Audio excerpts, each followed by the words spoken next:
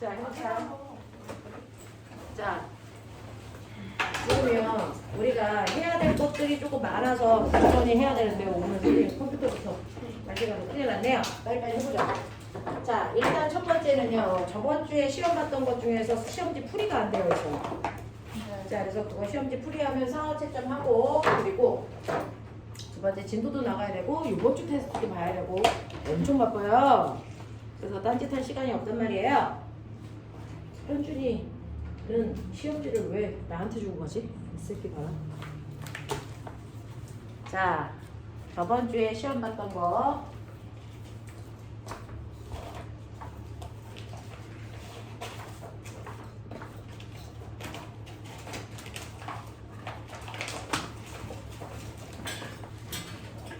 열심히 해보자.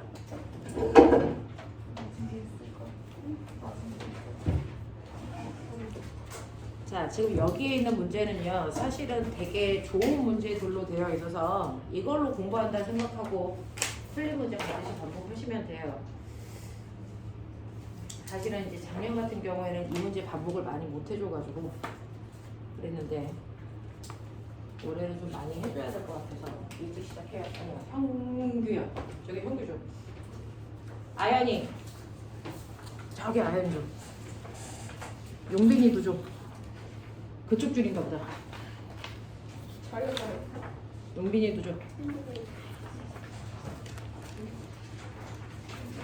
혹시 저번 주에 테스트 못 본 사람이 있나 우리? 없죠. 광주요? 그 다음에 채아도 좀. 저기 채아, 네가 그거 하는 거야 오늘. 아, 네. 윤선이도 좀. 동훈이. 그 다음에 예은이. 미스한. 예은아, 거기 기둥 때문에 네가 나가 보이겠니? 어? 안 보일 것 같은데? 도현이. 태호는 자기 이름을 빨간색으로 쓰는 게 맞냐? 성민이. 야, 손. 너무 많이 지호, 그 다음에 동선이가 시험을 안 봤구나. 네. 지금 채점 해주신다고. 채점 안 했어요. 같이 하려고요. 자, 선생님하고 같이 하죠. 몇 번까지 채점되어 있니? 3번, 아 2번에 3번이요. 이번에 3번까지는 되어 있고 나머지 안 되어 있어요. 동선이 그때 뭐야? 수업을 영상으로 가더니 아니면 뭘로 했니? 영상이 저 되게 장영이 형. 아, 영상으로는 다 들은 거지? 네. 들은 거 맞니? 야, 이번에 확실해? 자, 2번에 몇 번까지 됐다고요? 3번까지 다 했어. 네, 2번에 3번까지 됐고요. 3번 가시면 되는 거죠? 야, 2번에 3번이 없는데? 저랑 다른데요? 저희랑 다른 시험이에요. 네, 다른 시험이 다른 시험. 아, 다른 시험이야? 똘똘이네. 자, 2번에 3번까지 됐고요. 그 다음에 3번 가시면 되는데 3번 문제도 대단히 많이 활용되는 문제니까 보시면 3번 같은 경우에 열기구가 있어요. 이렇게 열기구가 있으면 거기에 타 있는 사람도 있고요. 자, 이 열기구가 위쪽 방향으로 10의 빠르기로 가고 있어요. 그럼 열기구가 위쪽으로 10의 빠르기로 가면 그 안에 있는 아이들은 가니 안 가니? 같이 가야죠. 자, 어떤 공간이 움직이면 우리는 공간을 물리에서는 좌표계 또는 개 이렇게 얘기하는데 어떤 공간이 움직이면 공간만 움직일 수는 없어요. 그 안에 있는 모든 아이들이 다 같이 움직여요. 사람과 물체가 동시에 그 빠르기 그 방향으로 간다고요. 됐어? 그러니 여기에 타고 있는 사람도 10의 빠르기로 가고 있고 이 사람이 들고 있는 공도 10의 빠르기로 가고 있어요. 됐죠? 자, 그랬다가 이 상황에서 이 사람이 손을 놓으면 이 공은 어떻게 될까? 라는 문제가 3번 문제야. 맞죠? 자, 그러면 이 사람이 공을 놓는 순간 저 공은 어떻게 된다? 떨어진다? 올라간다? 올라간다. 네. 자, 지금 이 공이 올라가고 있기 때문에 손을 놓으면 막바로 떨어질 수 없어요. 방향을 180도로 바꾸려면 순간 속도가 얼마여야 된다? 얼마여야 돼요? 0이 돼야 돼요. 순간 빠르기가 0이 돼야 그 순간 방향을 정반대로 바꿀 수 있죠. 이렇게 속도가 있는데 방향을 180도로 바꿀 수가 없단 말이야. 그럼 어떡합니까? 속도가 0이 될 때까지 올라갔다가 속도가 0이 된 그 순간부터 떨어지는 자유낙하를 하는 겁니다. 됐죠? 그래서 공의 실제 운동은 살짝 속도가 0이 될 때까지 올라갔다가 떨어지는 이런 모습의 운동을 합니다. 됐죠? 그러면 얘 속도가 맨 처음에 손을 놓을 때가 10이었으니까요. 얘가 속도가 0이 될 때까지 몇 초 걸릴까요? 왜 그럴까요? 중력을 받기 때문이에요. 중력을 받으면 중력과 속도가 아래쪽으로 얼마 붙어요? 10 붙어요. 가속도가 10이라는 건 뭐야? 1초에 속도를 10씩 변화시킨다. 근데 중력 가속도가 반대 방향이잖아요. 그러니까 1초의 속도를 10만큼 뭐해요? 줄여요. 그래서 이거를 옆에 그래프로 친절하게 그려줬어요. 그래서 공은요.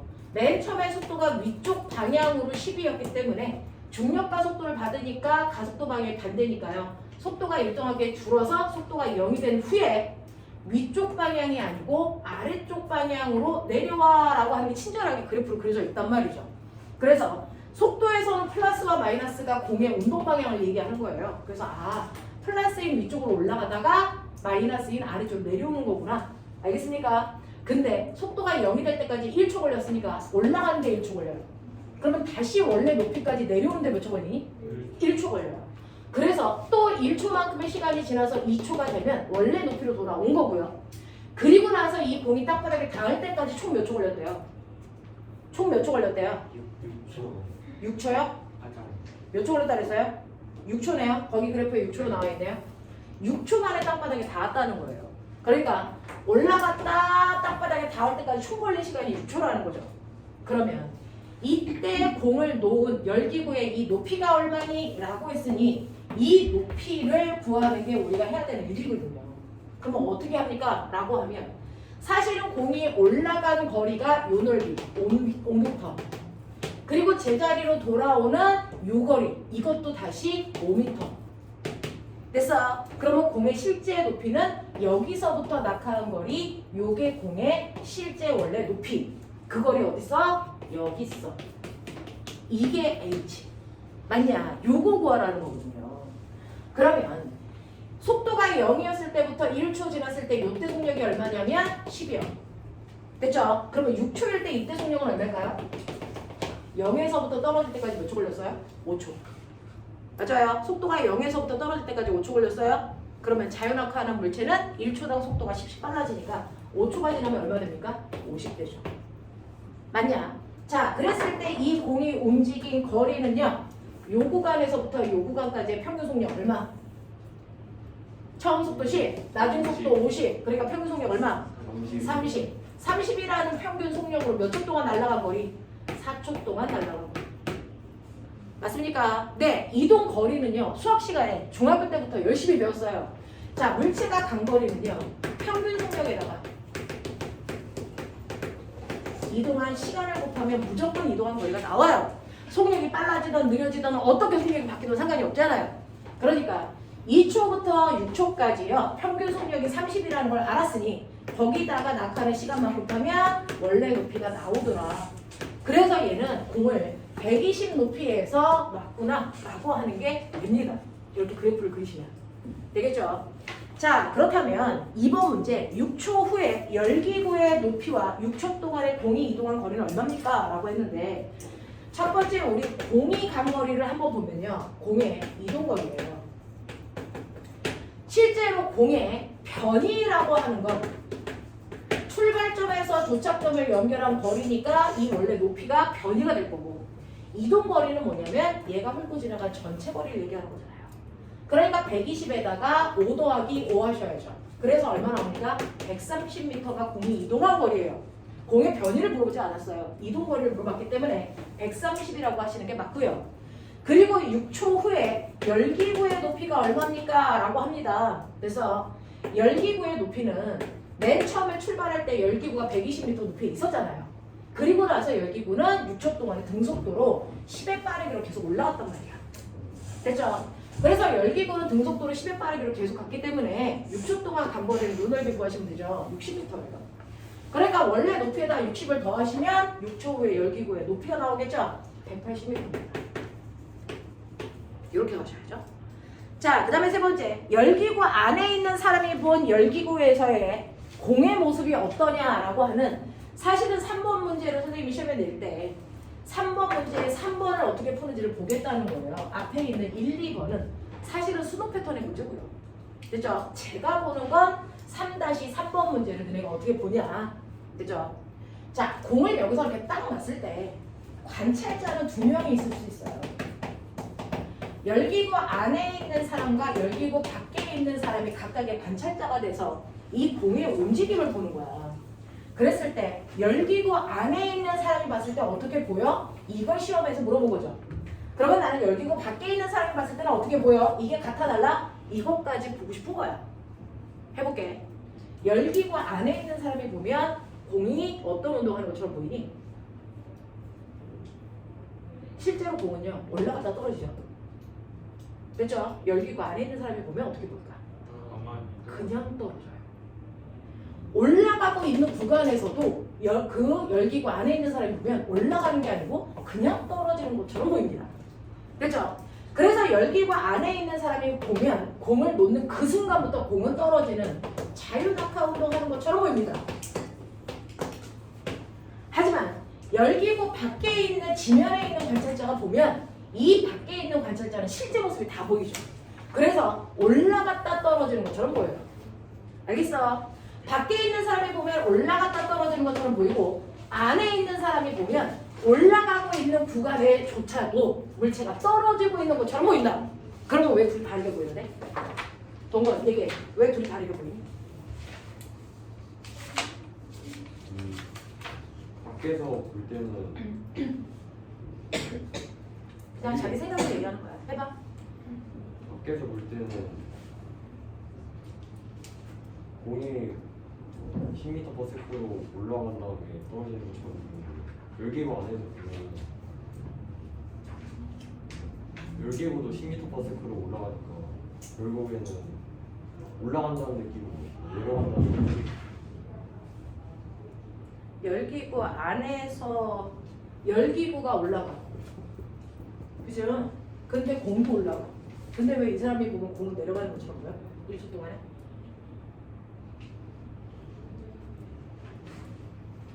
설명할 수 있는 사람. 자기가 같이 올라가는데 왜 내려가는 것처럼 보여? 상대 속도 때문에. 그렇죠. 실제로 여기서 원하는 건 뭐냐면 상대 속도의 개념을 이해하고 있니? 이거죠. 너네 선생님이 설명할 때요. 고속도로에서요. 앞에 있는 자동차가요. A라는 자동차가 2의 빠르기로 오른쪽으로 간다. 2의 빠르기로 오른쪽으로 가고 있는 이 차를 더 빨리 가는 내가 12m/s의 속력으로 더 빨리 가. 그럼 내가 보기에 A는 앞으로 가는 것처럼 보이니? 뒤로 가는 것처럼 보이니? 뒤로. 네. 그래서 열기구에서 공을 놓는 순간부터 열기구는 10이라는 속력으로 가는데 공은 열기구의 속력보다 뭐하니? 줄어들어요. 됐어? 10, 9, 8, 7, 6, 5, 4, 3, 2, 1 이렇게 나보다 속도가 느리기 때문에 열기구에 타고 있는 사람보다 속도가 느리기 때문에 공은 어디로 가는 것처럼 보인다? 뒤로 가는 것처럼 보인다. 무슨 말인지 알겠지? 됐어? 실제로 같은 고속도로에서 둘 다 앞으로 가지만 추월해서 앞으로 가는 사람의 입장에서 보면 속도가 느린 아이는 앞으로 오는 게 아니고 뒤로 가는 것처럼 보이잖아요. 열기구에서는 열기구의 속력은 10인데 공의 속력은 손을 놓는 그 순간부터는 10보다 작아져. 그러니까 공이 어디로 가는 것처럼 보인다? 뒤로 가는 것처럼 보인다. 알겠습니까? 그래서 열기구에서 손을 놓으면 그 순간부터 공은 나보다 속력이 느리기 때문에 뒤로 가서 그냥 처음부터 떨어지는 것처럼 보인다. 알겠죠? 네. 그래서 안에서 보면 실제로 0에서 1초 동안도 공이 떨어지는 것처럼 보이는 게 바로 상대 속도 때문이다. 하지만 공은 처음부터 떨어지지 않았다. 1초 동안 올라갔다가 떨어집니다. 알겠습니까? 기억해 두십시오. 되겠죠? 이렇게 됩니다. 4번 문제 갈게요. 이 시험지 프린트 여분 있어요. 여분 필요하신 분들은 드릴게요. 네. 그래서 이거는 문제 괜찮아서 한번 다시 풀어보셔도 상관없어요. 자, 그 다음에 너네 이거 화장실 가서 쓸 거지, 새끼들아. 화장실 가서 쓰면 안 돼. 여기 호치케스 있어. 똥꼬 찔려. 자, 그래서 시험지 있는 만큼은 드릴 수 있으니까 필요하면 가져가세요. 자, 이제 4번 보시면 그래서 어제 남아있는 아이들은요, 이거 선생님이 이 시험지 1회차, 2회차 문제들 되게 괜찮거든요. 남아서 그걸 쭉 다시 풀어본 친구들도 있고요. 그러니까 자꾸 물리 문제는 좀 많이 접하셔야 문제를 푸는 요령들이 생겨요. 자, 4번 문제 보시면 4번 문제는요, 용수철 두 개가 이렇게 있어요. 용수철 두 개가 있으니까 용수철마다 탄성 계수가 다르겠죠. 그 탄성 계수에 따라서 자, 똑같은 물체를 매달아도 늘어나는 정도가 달라요. 여기 용수철 A가 있고 B가 있고 선생님은 편의상 여기에 있는 물체를 가라고 하고 3kg, 여기에 있는 물체를 나라고 하고 5kg짜리 매달아서 이렇게 놓은 거예요. 자, 그러면 이렇게 매달아 놓으면 되죠. 실제로 아래로 잡아당기는 힘과 위로 잡아당기는 힘이 같아지는 순간까지 용수철이 늘어나다가 정지. 그래서 정지된 상태야. 자, 그러면 그 중에서 A라는 용수철이 받는 힘은 얼마니? A라는 용수철이 실제로 받는 힘 얼마? 네. 3kg와 5kg가 아래로 잡아당기니까 합쳐서 80N의 힘을 받는데요. 용수철 A의 성격은 어떠냐면요. A는 20N짜리 물체를 매달면 얼마 늘어나요? 2.5cm 늘어나요. 그러니까 80N짜리를 매달면 4배 많이 늘어나서 얼마? 10cm 늘어난다. 그래서 A라는 용수철은 지금 현재 10cm 늘어난 상태. 이거죠. 그 다음에 B라는 용수철에 몇 킬로짜리가 매달려 있니? 그렇죠. 그래서 50N의 힘을 받고 있는데 B라는 용수철의 성격은 어떠냐면요. B는 10N의 힘을 받으면 2cm 늘어난대요. 그러니까 50N의 힘을 받으면 됐죠. 변형된 길이가 비례해서 늘어나니까 10cm 늘어나겠죠. 그래서 얘는 10cm 늘어나는 상태. 됐죠? 그래서 A와 B가 늘어난 길이는 서로 10cm씩 같습니다. 자, 이건 되겠죠?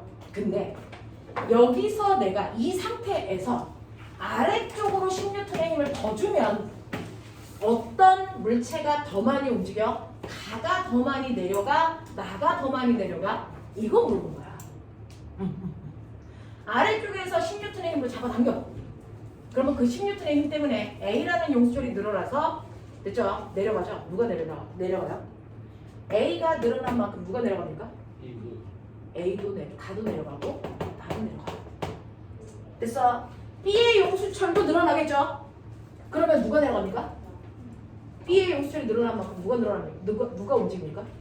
나만 움직여요. 그러니까 가라는 물체는요, A 용수철이 변형된 길이만큼만 늘어나고 내려가고, 나라는 물체는 A 용수철과 B 용수철이 늘어난 걸 합한 만큼 더 내려가요. 그러니까 늘어난 길이는 누가 더 크겠니? 네, 나가 밑으로 내려간 길이가 훨씬 더 크겠죠? 알겠어? 네, 볼게요. 그러면 A라는 용수철은요, 10N의 힘을 주면 몇 cm 움직여요? 1.25cm 내려가겠죠. 그 1.25cm만큼 더 늘어날 텐데 그 더 늘어난 만큼 가도 내려가고 나도 내려간다고요. 되겠어? 그 다음에 B는 10N의 힘을 주면 몇 cm 더 내려가요? 2cm 더 내려가요. 그러니까 결론은 가는 A 때문에 1.25cm만 내려갈 거고요. 나는 A와 B의 영향을 다 받아서 나가 늘어난 길이는 1.25에다가 2를 더한 만큼 늘어나죠. 그러니까 결국은 많이 늘어난 건 누구다? 많이 이동한 건 누구다? 누구다? 나다. 몇 cm 더 많이 이동했다? 몇 cm? 2cm만큼 더 많이 이동했다. 알겠습니까? 요렇게 되는 겁니다. 이해돼? 윤지 되겠어? 오케이. 자, 마지막 문제 5번이요.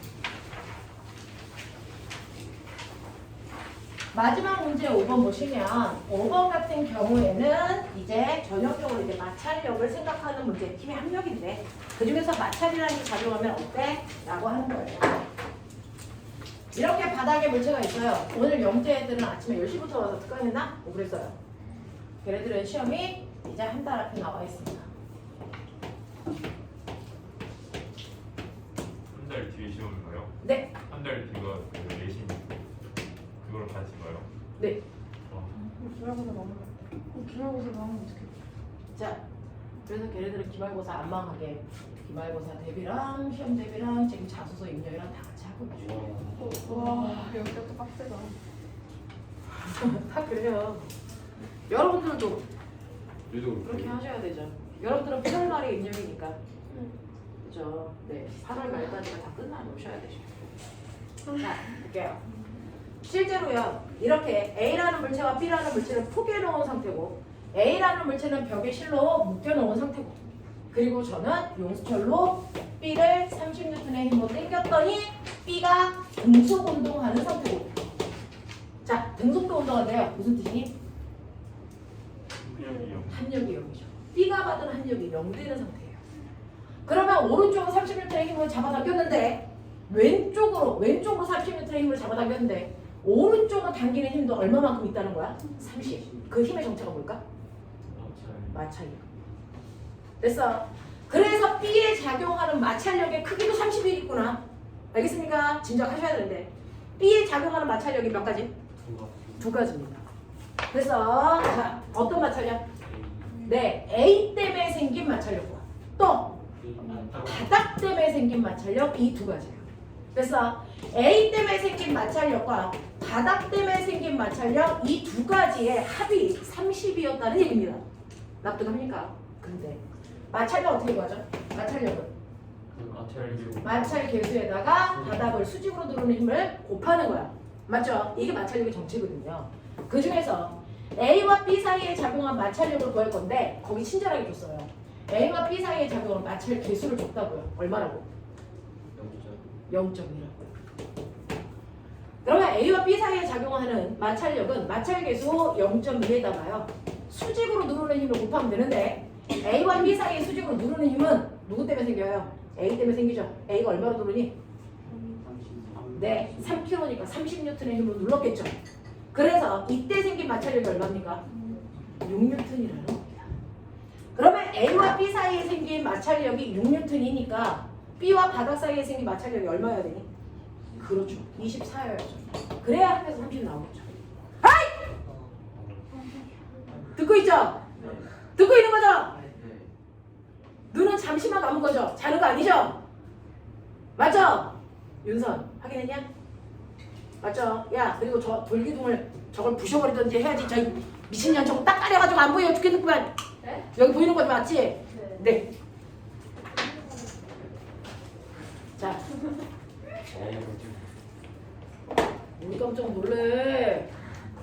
수업 한두 번 하는 것도 아니고 우리 이제 6개월째야.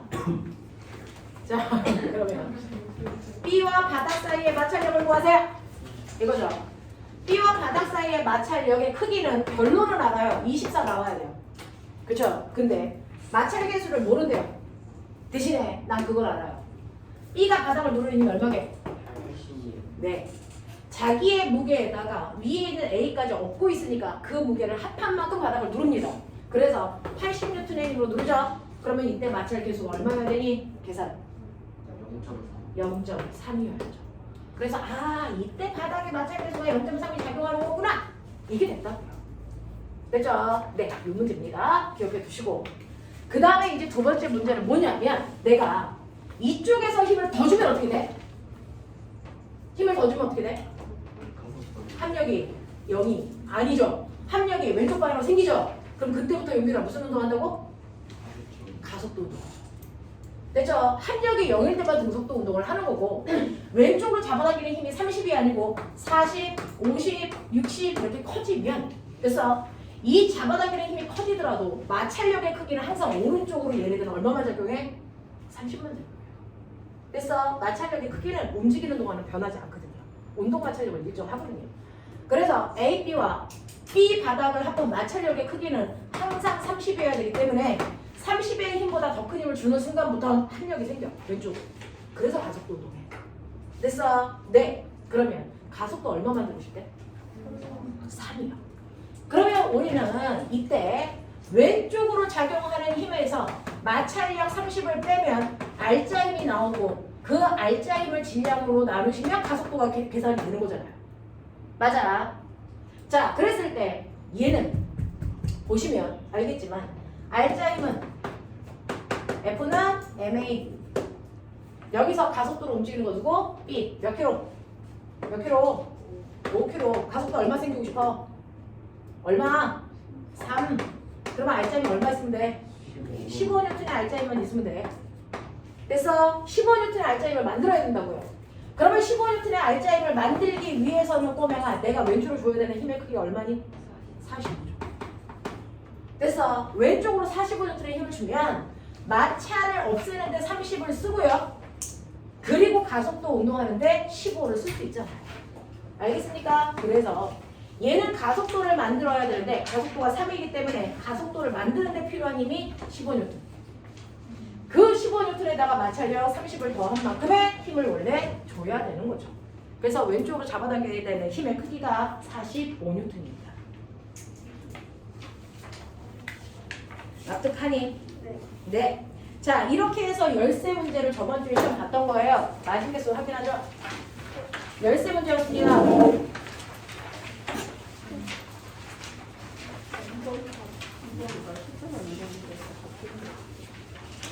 야, 동건이한테 뭐 물어보는 건 좀 불법 아니니? 뭐? 여기 13개였어요. 우리가 낱낱이로 시험 본 게 13개였고요.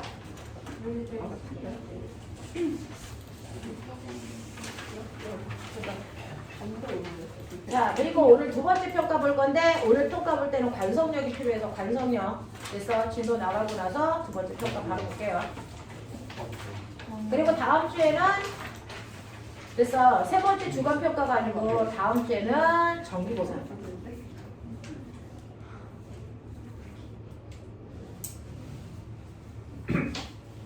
정기고사 때 상위 문제 풀어요?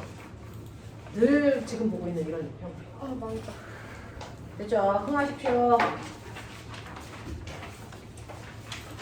자, 그러면 보시면요. 네, 열세 문제였어요. 귀여운 것들. 자, 동훈이. 네. 성민이. 네. 윤지. 네. 지우. 네. 태우. 네. 지성이. 네. 윤선이. 어? 자, 도현이. 그 다음에 동건이 안 받고요. 그 다음에 용빈이.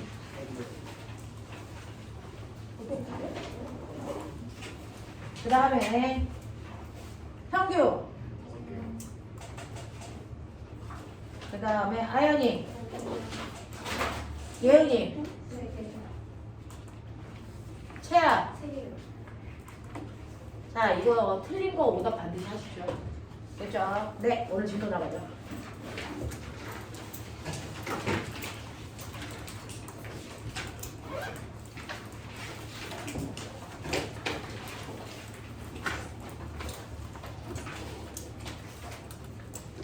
추워? 추우면 언제든지 얘기해. 안아줄게. 준비가 되어 있어. 자, 그러면 오늘 해야 되는 내용은요. 공부는 없으면 그냥 필기 하시면 돼요. 사실은 책 별로 안 볼 거라서. 질문은 선생님이 나중에 바꾸도록 하고요. 필기 할 종이 있니? 책안 보여주세요. 네? 책이 있는 사람들은 피시고요. 비싸게 돈 주고 샀는데 왜 안 펴요? 자, 우리 어디까지 진도 나갔는지 아시죠? 어디까지 나왔어요? 70 몇 페이지까지가 숙제였잖아요. 74까지가 숙제였죠. 75부터 85까지가 숙제였어요. 네. 자, 그러면 거기까지 중간 빠진 거 없죠? 선생님이 이따가 지나가면서 숙제 검사를 할 거고요. 자, 오늘 그 두 번째 내용에 해당되는 여러 가지 운동 파트에 대한 얘기들을 여러분들이 이제 알고 계셔야 되는데 사실은 다른 반에서도 등가속도 운동이 두 번째 나와 있어요. 86페이지부터. 86페이지부터 나와 있는 등가속도 내용은 별도로 진도를 안 나갔습니다. 이건 다 알고 계시죠? 그래서 별도로 진도 나갈 필요 없죠. 등가속도 운동은 그죠? 늘 수업 시간에 같이 들어가 있어서 거기는 생략하고 넘어가니까 문제 그냥 풀어가지고 오시면 되고 선생님하고는요 어디를 하면 되냐면 네 등가속도 운동이 필요한 사람 손 없어요. 선민이는 이따가 심할 시간 선생님하고 한번 해보도록 하고요. 지금 여러분들은 어디를 넘기시면 되냐면 중간을 병 띄어서 갑니다. 이번 주에 주태 내용의 핵심이 뭐냐면 여러분들이 가지고 있는 116페이지에 있는 전성력인데 앞에 있는 것까지 눌러서 같이 한번 해볼게요. 그래서 가능하면 쭉 해볼 테니까 따라와 보시면 사실은요.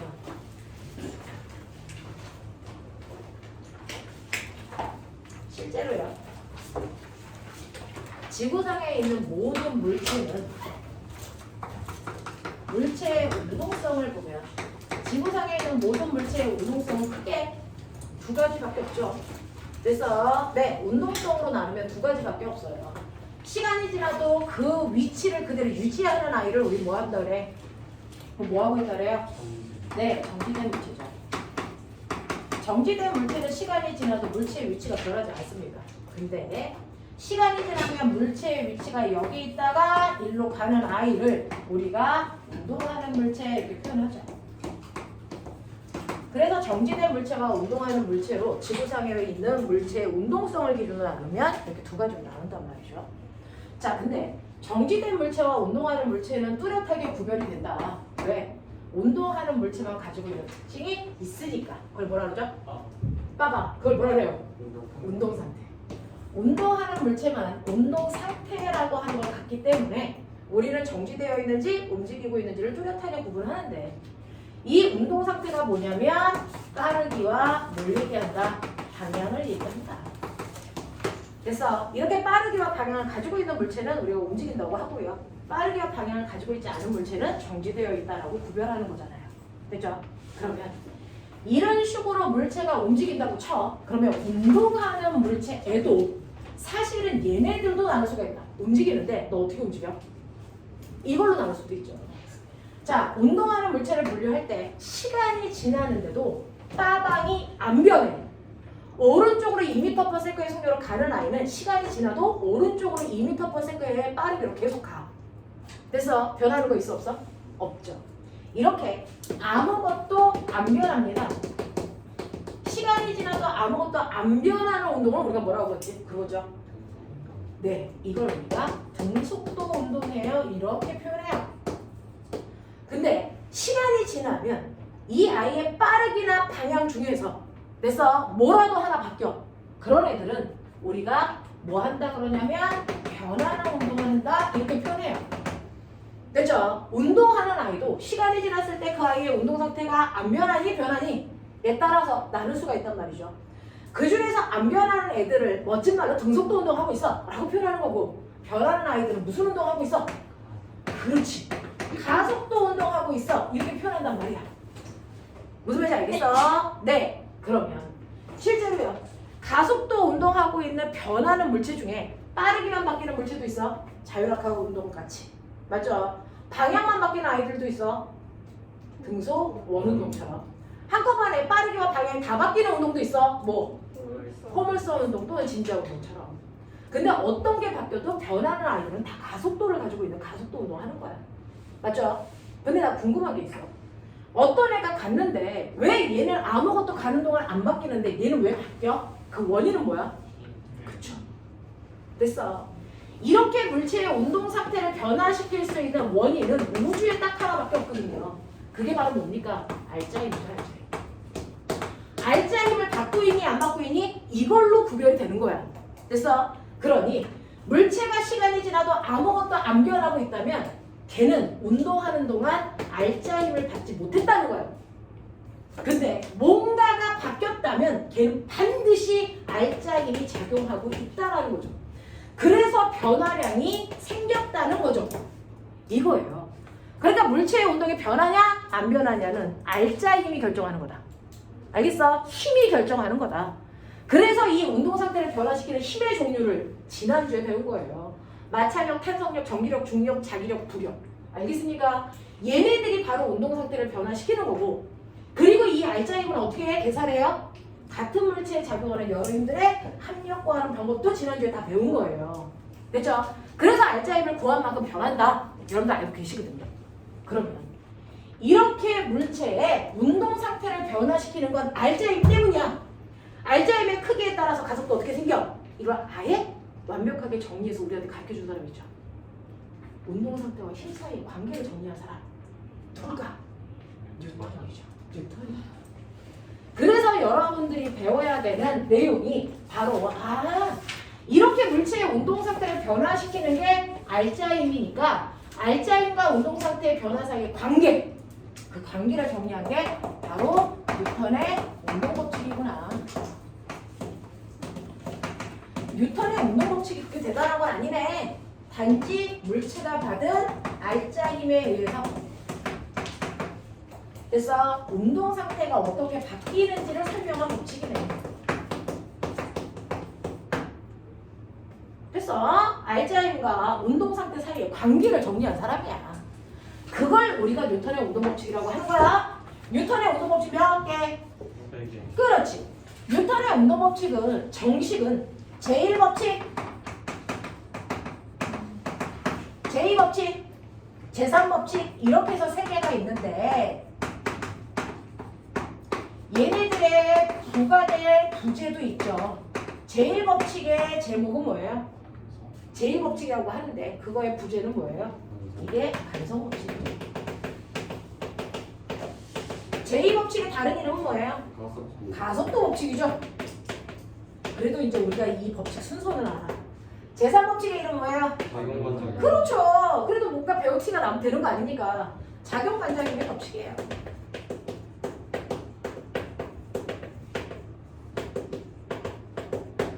됐어. 그 중에서요, 우리요, 가속도 법칙이라는 게 제일 중요해. 물리 문제는 다 이걸로 푸는 거야. 라고 했거든요. 자, 그러더니 가속도 법칙이라는 건 우리가 처음에 배운 거 아니에요? 가속도라고 하는 건 시간분의 속도 변화량으로 구한다. 이게 가속도 법칙 아니에요? 아니에요. 이건 가속도 법칙이 아니고 가속도는 이런 거야 라는 가속도 정의야. 가속도 법칙이라는 건 뭐냐면 됐어? 네. 어떤 물체가 여기 이렇게 있어요. 2kg짜리 물체가 있는데 처음에 2m/s의 속력을 간다. 그랬는데 첫 번째 가라는 경우에 1초가 지났는데 얘는 4m/s가 됐어. 그럼 얘의 가속도는 얼마야? 네. 가속도의 크기가 2란 말이죠. 근데 두 번째 나라는 경우에는 여기에 2kg짜리 물체가 똑같이 2로 갔어. 그럼 당연히 1초가 지나면 나는 이 아이가 얼마의 빠르기로 갈지 예측을 해봤는데 4로 갈 줄 알았어. 그랬더니 이 새끼가 6. 얘는 가속도가 얼마니? 4죠. 그러면 왜 가속도가 경우에 따라 달라? 가속도의 크기를 결정하는 건 뭐야? 힘과 질량이죠. 그래서 이 가속도의 크기를 결정하는 인자를 찾아낸 게 바로 가속도 법칙이에요. 그래서 가속도라는 크기는 그래서 물체의 질량과 힘 사이의 관계에 의해서 생긴다. 됐냐? 질량과 힘 사이의 관계가 바로 가속도의 크기를 결정하는데 질량이 뭐니? 그 고유한 양의 질량은 왜 생기니? 무게는 중력 때문에 생겨요. 납득합니까? 무게는 중력 때문에 생겨요. 그래서 중력이 다른 천체에 가면 무게는 달라집니다. 그래서 장소에 따라 변화하는 값이 무게입니다. 왜요? 무게는 중력만큼의 크기를 가지니까. 맞죠? 질량은 뭐예요? 무게는 중력의 크기, 질량은 관성의 크기. 그래서 관성의 크기를 우리가 질량이라고 하거든요. 관성이 뭐야? 여기는 제1법칙 관성. 그렇죠. 운동 상태를 그대로 유지하려고 하는, 거꾸로 얘기해 안 변하려고 하는 거. 근데 가속도는 뭐야? 변화되는 크기잖아요. 그러니까 어떤 물체가 있는데 힘을 딱 주니까 됐어? 바로 변하면 되는데 그렇지 않고요.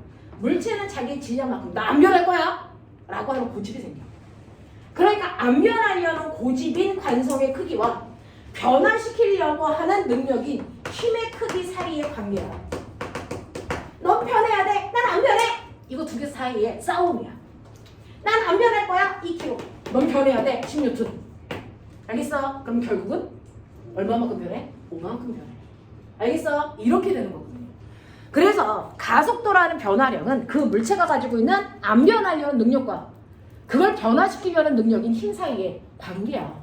그래서 그 중에서 누가 세? 얼마나 세? 그것 때문에 물체의 변화량이 결정된다.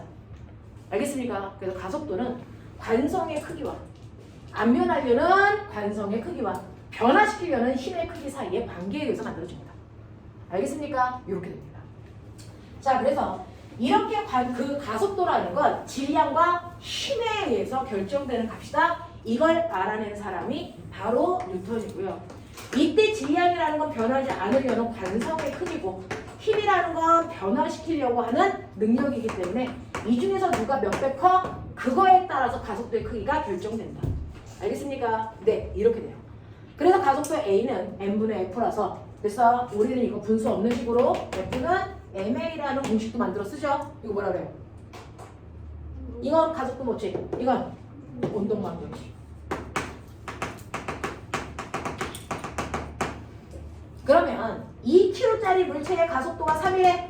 그럼 이때 구해놓은 6N은 물체가 받는 여러 개의 힘이니 아니면 알짜힘이니? 이건 알짜힘이에요. 그러니 이 물체가 오른쪽으로 10N의 힘을 받고 왼쪽으로 4N의 힘을 받아. 그럼 알짜힘 얼마야? 얼마야? 6N. 그 6N만큼만 가속도를 만들 수 있는 거야. 알겠어? 10N만큼 만들 수 없다고요. 무슨 말인지 알겠습니까? 네, 이렇게 됩니다. 그래서 항상 가속도는 물체에 작용하는 알짜힘에 의해서 결정됩니다. 빨라니? 안 빠르니? 괜찮니? 자, 그러면 이게 가속도라는 걸 알겠는데요. 그러면 뉴턴의 운동법칙 중에서 제1법칙이라는 관성법칙은 뭔데요? 오늘의 주제. 중학교 때부터 관성이라는 단어는 과학 교과서에 늘 나오는 단어입니다. 그죠?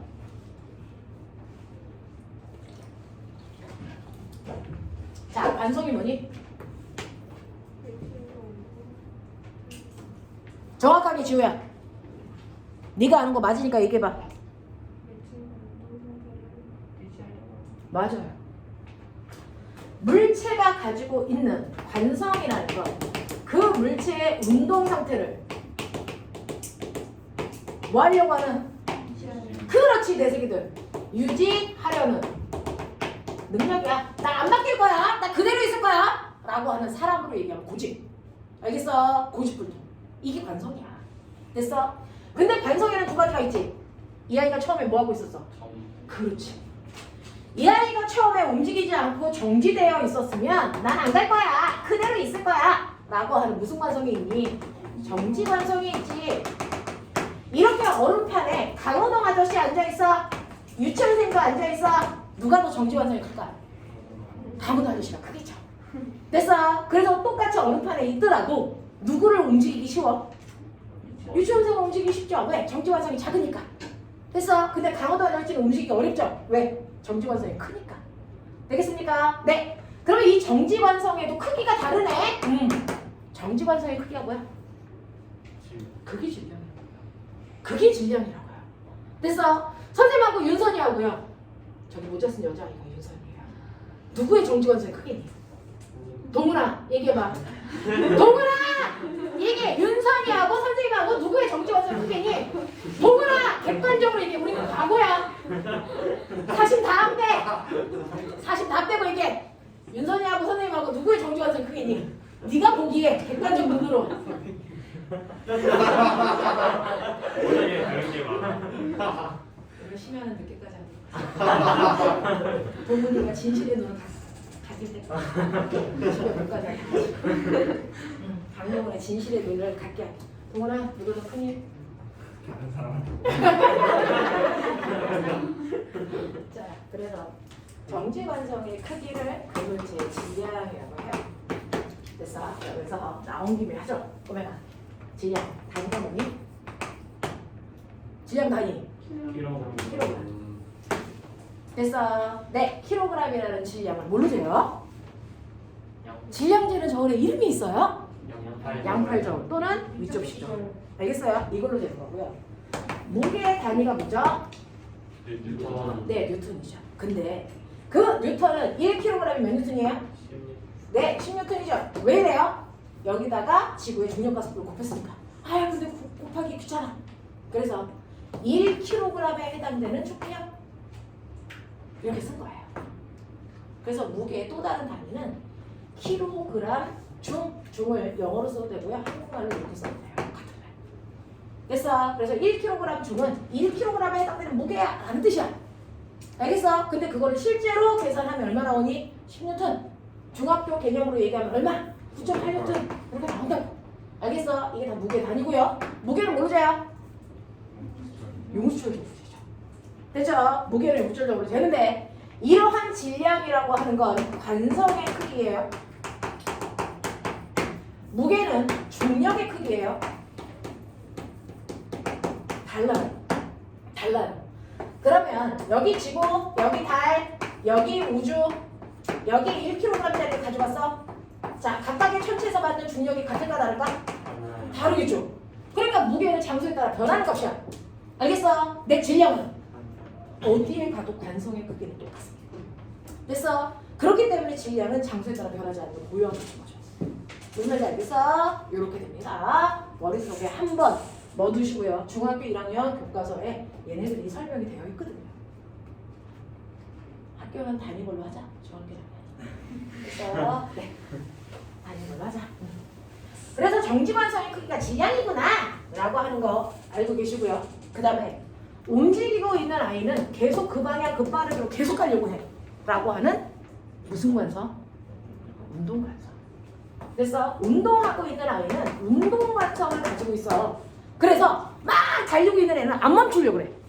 그러니까 급브레이크를 밟아도 순간 바로 멈추니 아니면 밀려가니? 밀려가죠.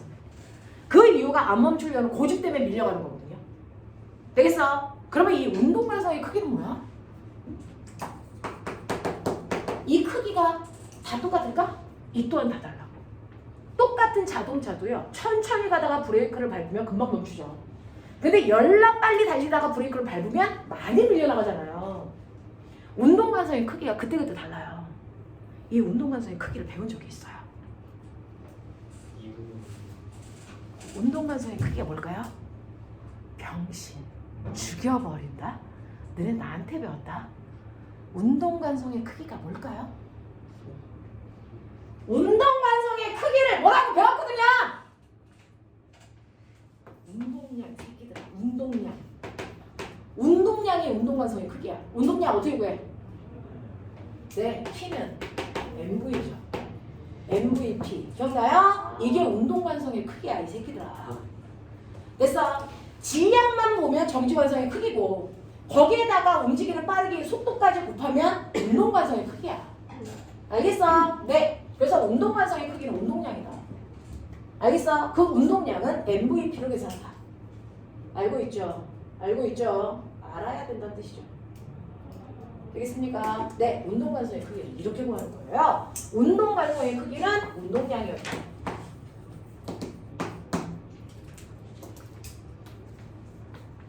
되겠냐? 저 관성이 언제 드러나요? 관성.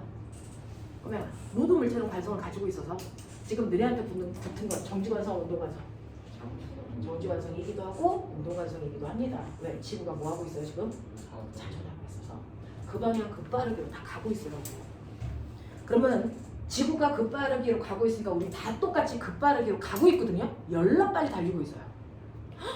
달리고 있을 때 머리카락 날려야 되는데 왜 안 날려요? 공기도 같이 가기 때문에 머리카락이 안 날리는 거예요. 공기는 멈춰있는데 사람만 달려. 그럼 머리카락 날려야죠. 무슨 말인지 알겠어? 머리카락이 안 날리는 이유는 뭐야? 사람이 가고 있는데 공기도 똑같이 관성 때문에 가고 있는 거죠. 그래서 머리카락이 안 날리는 거야. 그런데 이 연명한 지구가 브레이크를 걸었어. 어떻게 될까? 왜? 가능하잖아! 그래서 지구가 이렇게 자전하고 있는데 여기 자전축 있잖아. 이걸 슈퍼맨 아저씨가 딱 잡는 거야. 멈추겠지? 그럼 우리 어떻게 돼? 우리 어떻게 돼? 챙겨나가요. 지구에서 날아가 버려요. 알겠습니까? 그러니까 슈퍼맨이 이런 거 잡으면 안 돼요. 큰일 나요. 우리 날아간단 말이야. 알겠어? 자, 그래서 유성이 생기는 거 아세요? 유성이 뭐야? 별똥별! 별똥별이 뭐야? 별이 똥 싼 거야. 당신들. 별똥별 별이 뭐야? 우주에 있던 운석이 지구의 대기로 들어오면서 공기와 마찰 부딪히면서 열이 발생해서 뭐 하는 거? 타는 거. 알겠습니까? 그러면 첫 번째, 유성 현상이 생기려면 반드시 천지에 뭐가 있어야 된다? 대기. 그리고 걔랑 부딪혀야 된다는 거죠. 그렇죠? 유성이 들어올 때요, 대기랑 부딪히면 왜 마찰이 생길까? 이 대기가 열나 빠른 속도로 빅성이 돌고 있어요. 누구 때문에 돌고 있어요? 지구 자전. 관성 때문에 돌고 있잖아요. 이 새끼가 열나 빠르게 돌고 있는데 이 새끼가 들어오는 거야, 운석. 그러니까 뭐 하겠어? 부딪히겠지. 달아버려 이거. 그게 유성이야. 별똥별. 무슨 말인지 알겠지? 그러면 보면 생각이라는 걸 해보자, 여기랑. 네. 네. 자, 저기 저거 맞춰. 저거 있는데 왜 안 써요? 어제 보니까 애들 다 서서 하던데. 그죠? 졸리고 서서 하면 되지. 됐어. 저거 서서 한다고 해서 학원비 더 받진 않아. 자, 이렇게 공기가 막 돌고 있는데, 그래서 운석이 들어오는데 이 공기가 도는 속도하고 같은 빠르기로 아이가 들어와야 스무스하게 타고 가. 근데 운석이 그런 머리가 있겠어? 없지. 이 새끼가 아무 방향으로 아무런 필요 들어온 거야. 그러니까 뒤식이 맞는 거지. 그래서 타는 거야. 과학은 되게 간단해. 그럼 보면 인간이 만들어 놓은 인공위성이지. 그래서 일론 머스크 아저씨가 그래서 우주 여행을 할 때 가장 비싼 건 뭐야? 그랬더니 인공위성 만들 때 가장 비싼 건 뭐냐면 인공위성을 한번 쏘면 그걸 끝이거든요. 이게 다시 회수가 안 돼요. 그러니까 재료가 많이 드는 거야. 그러니까 일론 머스크가 뭐 하겠대? 쐈다가 수명 다한 애들을 데리고 와서 다시 부품을 재활용하겠다는 거잖아.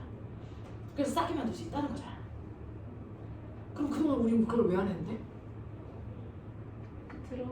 이걸 다시 회수하는 기술이 없어. 그게 힘들어. 무슨 뜻인지 이해되지? 지구에서 대기가 미친 듯이 돌고 있어. 내보내는 건 그 방향으로 한번 쏴서 밀어버리면 돼. 그러면 공기랑 같은 속도로 밀려서 탈출해버리는 거야. 그치? 그래서 탈출해서 얘가 여기에서 열권해서 그래서 약한 중력을 받고 같이 떠서 돌고 있는 거야. 그리고 나서 수명을 다해서 이제 들어와야 돼. 근데 이게 공기가 회전하는 속도에 맞춰서 스무스하게 잘 들어와줘야 돼. 안 그러면 타. 그동안은 그냥 태워서 버렸어. 됐어요? 그냥 태워버렸어요. 수명을 다하면. 근데 그걸 수명을 다하면 회수할 수 있게끔 마지막까지도 됐어? 끌어당기겠다는 거죠. 그러면 지구가 회전하는 그 속도에 맞춰서 얘가 들어와줘야죠. 그래서 착륙을 해야죠. 그것까지도 기술이 발달했다는 거죠. 알겠냐? 이렇게 되는 거예요. 그래서 공기가 도는 관성들이구나. 그것 때문에 유성이 생기는 거야. 무슨 말인지 알겠니? 단지 지구에 공기가 빽빽하게 있어서 타요. 말도 안 되는 소리 하지 마. 무슨 말인지 알겠어? 그게 아니라고요. 엄청나게 빠른 속도로 회전하고 있어서 믹서기 현상을 만드는 거예요. 그래서 부딪히는 속도가 빠른 거예요. 그래서 많은 열을 발생해서 타버리는 거거든요. 유성이라는 거. 알겠습니까? 그렇게 공기가 빠른 속도로 자전하고 있지만 공기가 빠른 속도로 돌고 있는 거 우리가 느껴 못 느껴? 못 느끼죠. 왜? 우리도 그 속도로 도니까. 무슨 말인지 알겠어? 이런 거거든요. 그러니까 지구 자체가 운동 관성을 가지고 있다고요. 그냥 두 번째, 버스에 탔어. 버스에 타가지고 아저씨가 출발! 이러면서 급 출발을 딱 했어. 너 어떻게 되니? 뒤로 쏠리죠. 됐죠? 뒤로 왜 쏠리니? 난 안 갈 거야! 라고 하면 뭐 때문에? 정지관성. 됐죠? 네! 아저씨가 급정거를 했어. 몸이 어디로 쏠리니? 앞으로 쏠리죠? 왜 그래요? 난 계속 갈 거야! 라는 무슨 관성 때문에? 운동관성 때문에. 되겠습니까? 그래서 우리는 관성들을 그때그때마다 느낄 수가 있는데요. 그럼 이 관성이 드러나는 순간이 언제야? 관성이 그 쏠림. 됐어? 평상시에는 내가 그냥 가만히 있다가 급출발하거나 급정거할 때만 관성이 드러나잖아. 그 관성을 드러나게 하는 걸 우리는 관성력이 작용해. 그 관성력이라고 하는 건 언제 드러나냐면 됐어? 네, 언제 드러나? 신기해요. 가속도가 있는 공간 안에서만 드러납니다. 가속도가 있을 때 나타나요. 예를 들어서 자동차가 출발해서 일정한 속도로 가다가 다시 정지할 거야. VT를 내면. 그러면 네 몸이 쏠리는 현상. 그래서 네 몸을 쏠리게 하는 힘을 뭐라 그러다고? 관성력. 됐어. 네 몸을 쏠리게 하는 걸 뭐라 그런다고? 관성력. 그 관성력은 언제 드러나? 가속도가 있는 공간이니까 1번이야, 2번이야, 3번이야? 1, 3에서는 관성력이라는 게 드러나요. 그래서 네 몸이 쏠려요. 됐어? 똑같이 버스에 탔는데 유치원생하고 강호동이 탄 거지.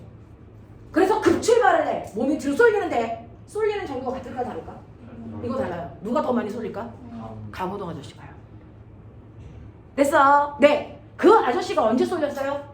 급출발할 때랑 급정거할 때 쏠리는 거죠. 자동차가 등속으로 가는데 쏠려? 안 쏠려? 자동차가 똑바로 가는데 강호동 혼자서 몸을 또 뒤로 막 젖혀. 이건 강호동이 병원 가야 되는 거야. 미친 거죠. 그래서 이렇게 등속도로 움직일 때는 몸이 쏠리게 하는 힘, 관성력이라는 게 나타나니 안 나타나니? 안 나타나고요. 이땐 그냥 관성이 성립하는 거죠. 이땐 그냥 관성이 성립하는 거고 몸을 쏠리게 하는 힘인 관성력은 그래서 관성이 깨질 때 나타나요. 그 관성이 깨지는 순간이 언제? 가속도가 있는 공간. 그래서 가속도가 있는 공간에서 관성이 깨지면서 드러나는 힘이 관성력입니다. 그래서 관성력과 관성은 달라. 윤선아, 조용히 일어서야 돼. 알겠죠? 관성력과 관성은 다르다. 이해하시겠어요? 관성력이라는 건 가속도가 있는 공간에서 드러난다. 무슨 말인지 알겠지? 네, 윤선아 일로 와. 얘들아. 자, 그러면 이러한 관성과 관성력이라는 단어는 다르다. 관성이라는 걸 합력이 여길 때 물체가 원래 상태를 유지하고 있는 걸 관성이라고 하고 그걸 깨는 순간 나타나는 게 뭐다? 관성력이다. 알겠어? 이렇게 되는데요. 첫 번째, 천천히 가죠. 보면 실제로요. 수레에다가 이렇게 비커를 올려놓고 물을 넣었어요. 평상시에는 수면이 이렇게 수평하겠죠. 근데 갑자기 물이 왼쪽으로 쏠렸습니다. 이때의 상황을 두 가지 이상으로 설명해라. 이게 과거 유시 문제였어요. 갑자기 수레에서 물이 왼쪽으로 쏠렸어요. 이럴 수 있는 상황을 얘기해라. 되겠니? 첫 번째. 왼쪽으로 넘어질게요. 왼쪽으로. 넘어질게요. 왼쪽으로 뭐 할 때? 넘어질게요. 기울 아, 이 비커를 기울였어요? 네. 수레를 왼쪽으로 멈췄어요. 오른쪽으로 갈 때, 오른쪽으로 넘어가 있어요. 수레가 오른쪽으로 가고 있는데 갑자기 그러면 동훈아 자동차가 앞으로 가다가 갑자기 급정거하면 네 몸이 어디로 쏠리니? 지구에서 살자 얘들아. 다른 천체에 대한 얘기 하지 말자. 동훈아 지구에 살자. 응? 급정거해서 몸이 어디로 쏠리냐?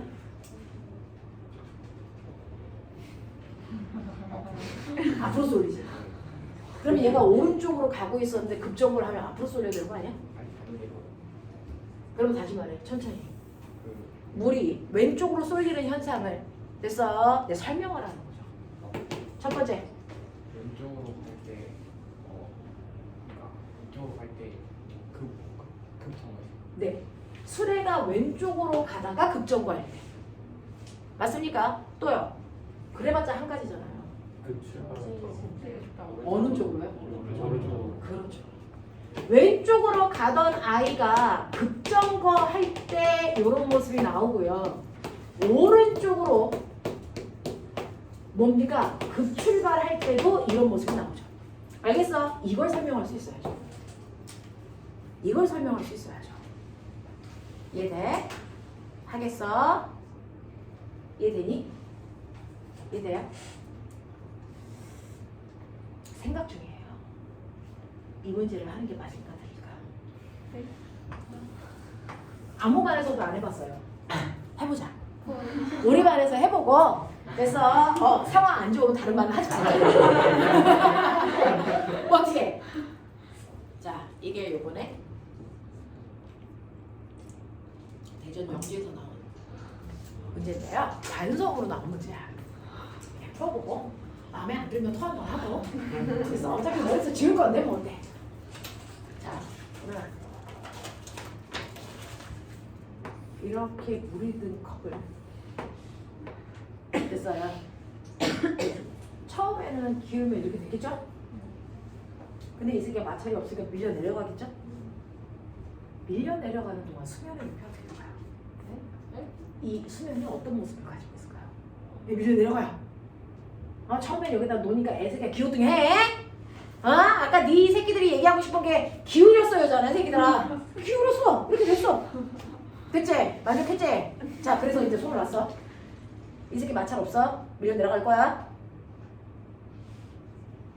이 수면 어떻게 될까요? 그대로 이게 무한대로 길어서 쭉 내려가고 있다고 쳐. 됐어? 네, 어떻게 될까요? 이 수면. 오른쪽으로. 자, 얘가 내려갈 때 등속도냐 등가속도냐? 들어가서. 등가속도다. 되죠? 속도가 점점 빨라집니다. 납득합니까? 오케이. 수면 높이가 어떻게 될까요? 첫 번째 이거 1번. 첫 번째 난 좀 달라 2번. 난 좀 더 달라 3번.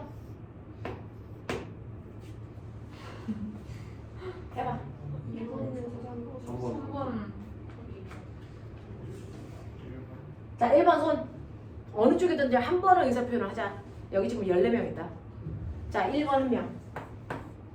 1번 한 명 맞아요? 손 제대로. 1번 2명. 2번. 하나, 둘, 셋, 넷, 다섯, 여섯. 3번. 하나, 둘, 셋, 넷, 다섯. 합해봐. 저희 13명 맞아요. 14. 14명. 한명 결석했죠. 우리 지금 여기 15 있어야 돼. 손 안 든 사람 누구야? 현규, 너 손 든 거 맞아? 몇 번에 들었어? 2번 자, 2번 손. 하나, 둘, 셋. 너도 손 든 거 맞아? 든 거야, 안 든 거야? 들었었어요, 제가. 에이씨. 자, 이렇게 되면 답은 얘예요. 답이 중요한 게 아니고 왜 이런지가 중요하지 않아요? 얘가요. 실제로요. 물도 이 경사면서 아래로 오라니? 중력받죠. 중력받죠. 됐죠? 네. 그러면 이쪽 면으로 경사력이 작용하죠. 됐어. 수직항력이 작용하죠. 무슨 말인지 알겠어? 네. 근데 얘가 이렇게 내려가면 가속도가 있어서 그때 뭐가 들어간다? 관성력이라는 게 들어간다. 그래서 이제 해볼게요. 관성력은 뭐냐면 실제로 힘을 받고 있는 방향과 무조건 어느 방향으로 생기는지 생각해봐. 자동차가 꼬매나 갑자기 앞으로 급출발해요. 앞으로 급출발한다는 얘기는 힘을 어디로 받았다? 오른쪽으로 받았다는 거죠. 그러니까 얘가 자동차가 앞으로 가겠죠? 근데 네 몸이 어디로 쏠리니? 뒤로 쏠리죠. 관성력은 어디로 생기는 줄 아세요? 실제로 작용하는 힘과 무조건 반대 방향으로 작용합니다. 그러니 맨 처음에 경사면에서 아이가 됐어 내려가는 현상이 급출발을 계속하고 있는 거예요. 맞죠? 됐니? 그러면 실제로 얘는 뭘 받는다? 관성력을 받는다. 어느 쪽으로? 실제로 받는 힘과 어느 방향? 반대 방향. 알겠습니까? 네. 그러면 실제로 작용하는 힘과 반대 방향으로 관성력이라는 게 작용합니다. 그래서 얘는 이 힘이 아니고 됐어? 이 힘 방향으로 물체는 관성력이라고 하는 힘이 마치 실제 존재하는 힘처럼 작용해요. 그러면 얘가 굴러 내려갈 때 얘한테 작용하는 힘은 몇 가지가 있다? 2가지가 있어요. 밑으로 잡아당기는 중력하고 관성력하고요. 그 둘의 합력 뭘까요? 이 방향이죠. 그래서 얘는 이쪽 방향으로 힘을 받으니까 수면이 말아요. 이게 대전역지에서 나왔어요. 실제로 해보면 이렇게 되겠죠. 실제로 해보면 이렇게 돼요. 해보세요. 괜찮아요. 이거 되게 신기해요. 그래서 물을 이렇게 비커에 놓고 처음에 여기 세우면 삐딱해요. 근데 얘가 내려가면서 수면이 수평해집니다. 경사면과 나란해진다. 그렇죠? 되게 신기하죠? 이게 관성력이라는 힘 때문이야. 관성력 더 재밌어요.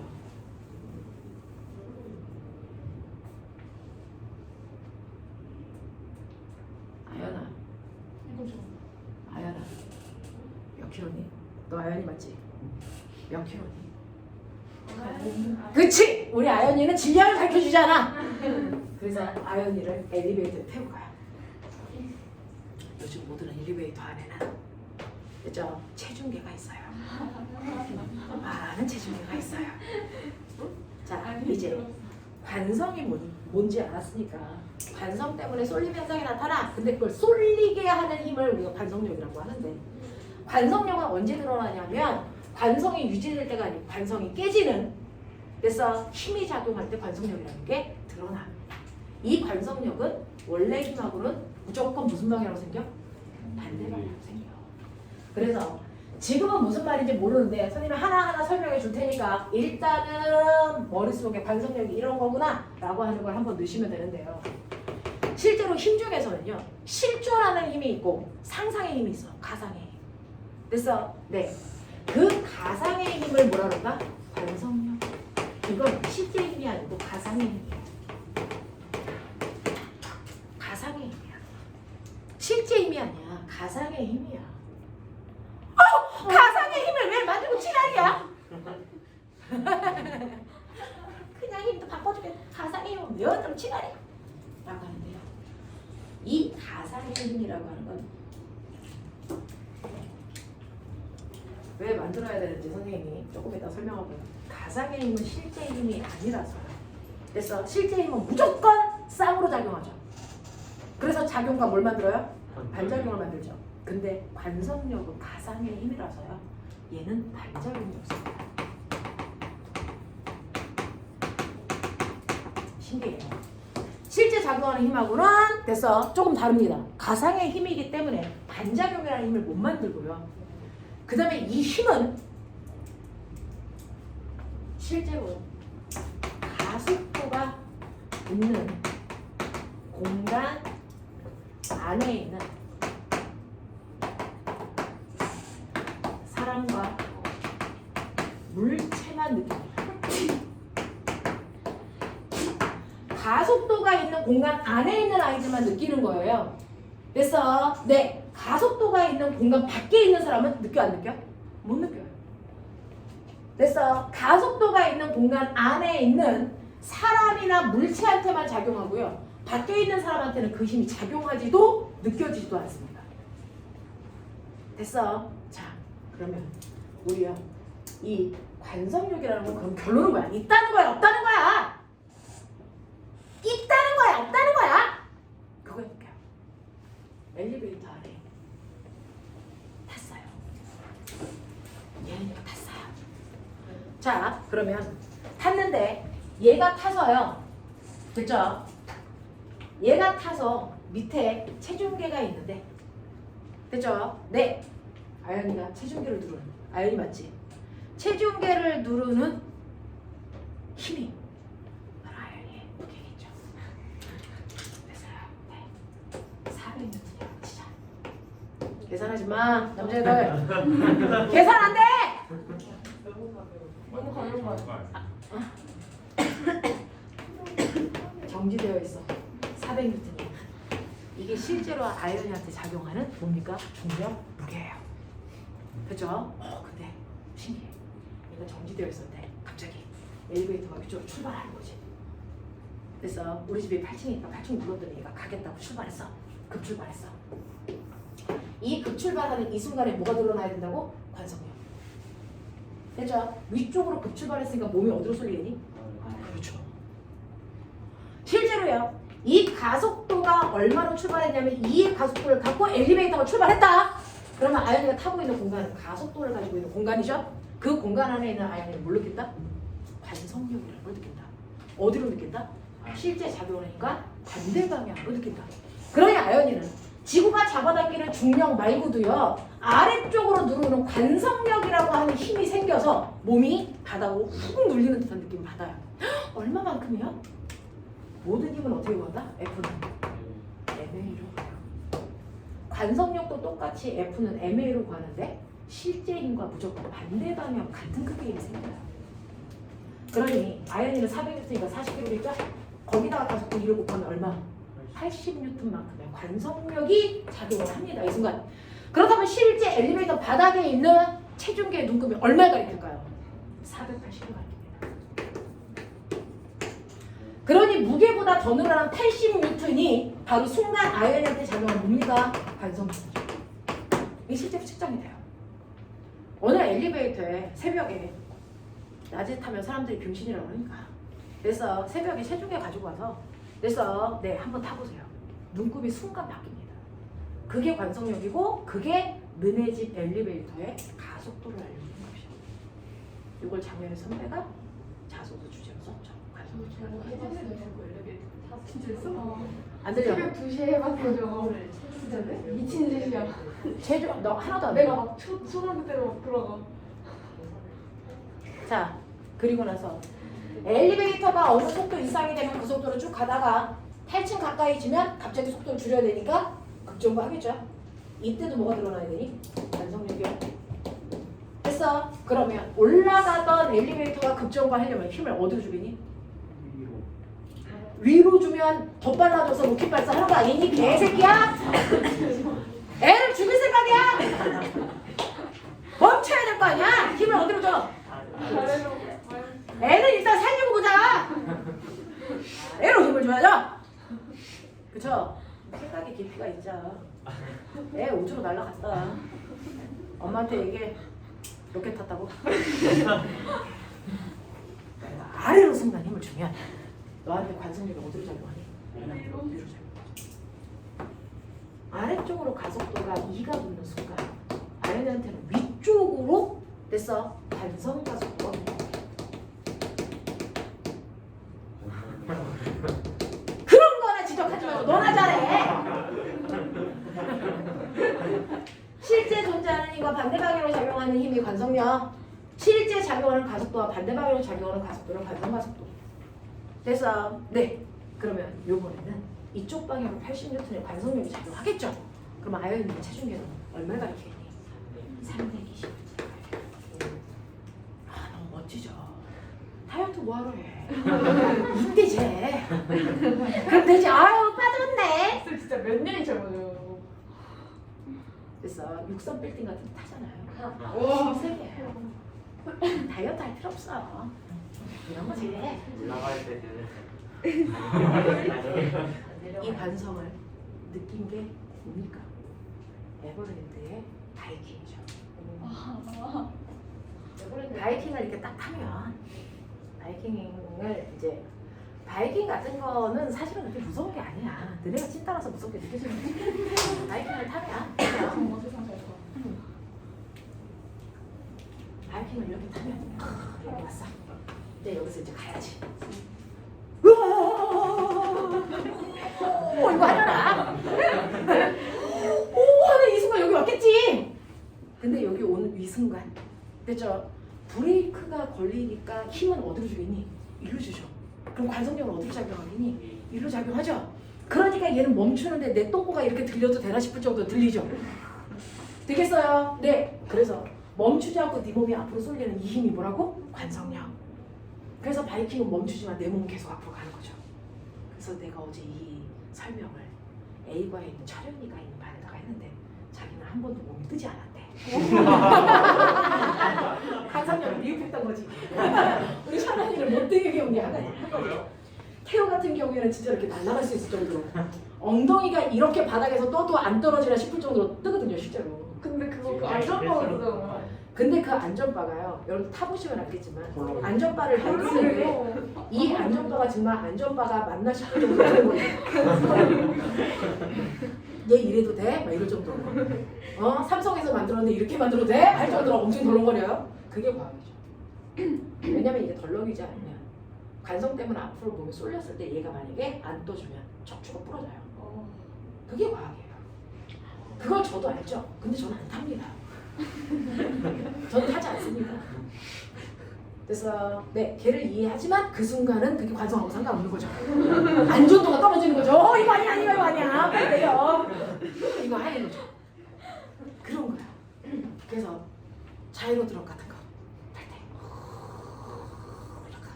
탈 때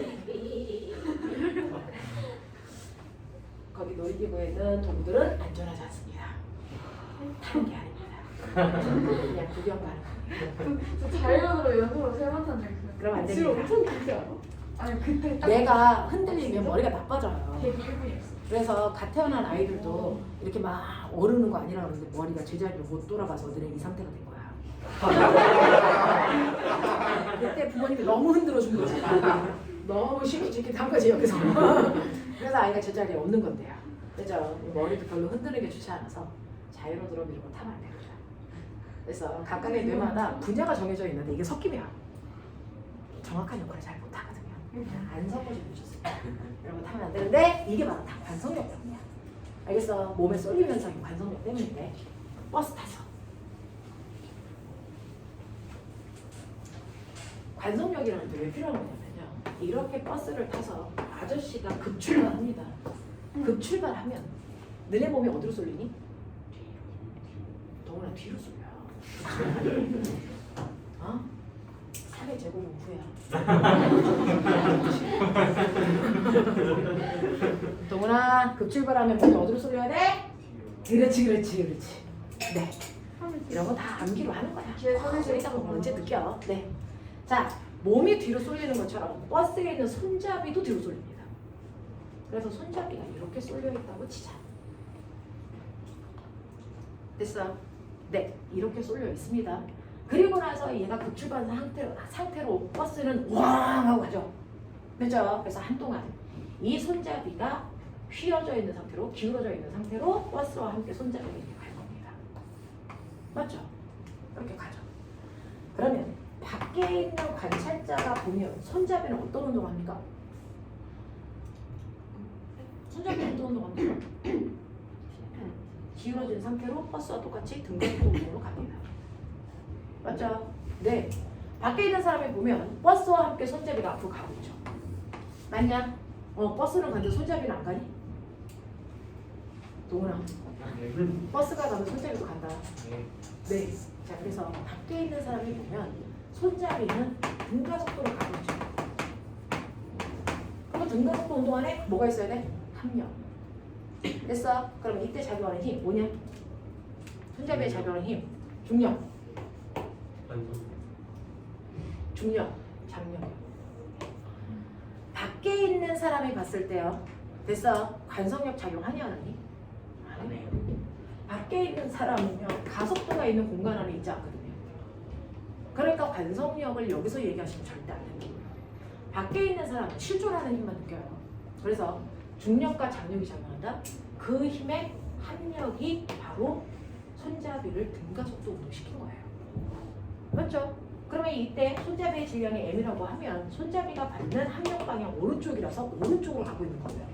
합력의 크기가 얼마일까요? F는? M이죠. 이 힘을 받으면서 갑니다. 근데 자동차 안에 있는 사람을 보면 손잡이가 쏠렸다? 됐어? 쏠린 상태에서 붙어보자.